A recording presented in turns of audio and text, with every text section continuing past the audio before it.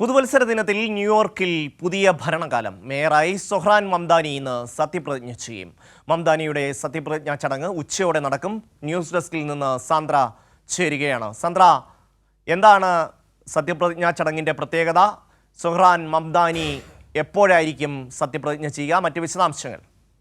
തീർച്ചയായും ഷമി, പുതുവർഷ ദിനത്തിൽ ന്യൂയോർക്കിൻ്റെ ഏറ്റവും പ്രായം കുറഞ്ഞ മേയറായി സൊഹ്റാൻ മംദാനി ഇന്ന് സത്യപ്രതിജ്ഞ ചെയ്യുകയാണ്.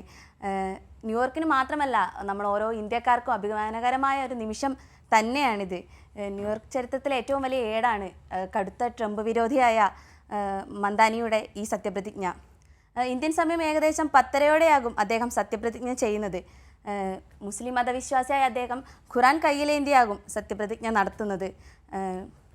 ന്യൂയോർക്കിന് ഇതിന് മംദാനി അധികാരത്തിൽ എത്താൻ ആവുമ്പോൾ ട്രംപ് പറഞ്ഞൊരു കാര്യമുണ്ടായിരുന്നു.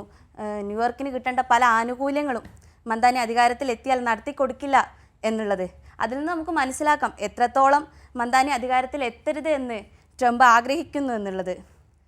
ന്യൂയോർക്ക് കുടിയേറ്റക്കാരാൽ നിർമ്മിതമാണെന്നും ഇനിയൊരു കുടിയേറ്റക്കാരൻ തന്നെ ന്യൂയോർക്കിനെ നയിക്കുമെന്നും പറഞ്ഞാണ് 34-കാരനായ മംദാനി ന്യൂയോർക്കിൻ്റെ അമരത്തേക്ക് എത്തുന്നത്.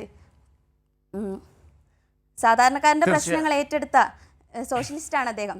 അവയ്ക്ക് പരിഹാരം ഉറപ്പു നൽകിയാണ് ഈ ഒരു വലിയൊരു ജനവിധി അദ്ദേഹം സ്വന്തമാക്കിയിട്ടുള്ളത്.